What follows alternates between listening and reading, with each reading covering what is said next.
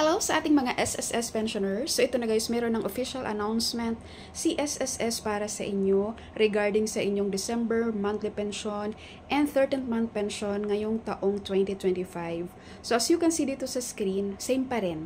December 1 para sa batch 1, pero again may mga nakatanggap na po ng mas maaga nito halas Friday, no? December 4 para sa ating batch 2. Tapos yung mga dito, basahin nyo to guys, itong sa other reminders. Ang mga pensioners na nag-avail po ng 18 months advance pension ay makaka-receive naman po ng inyong 13th month pension on December 4, kasabay po sa batch 2. At para naman po sa mga naipong pension, dahil hindi po kayo nakapag-comply ng inyong AKOP guys, maibibigay po ito on December 16, 2025. Again po, may mga problema dyan sa pension dahil sa hindi pag-comply ng AKOP, ibibigay po ito on December 16, 2025. So, yun lamang po.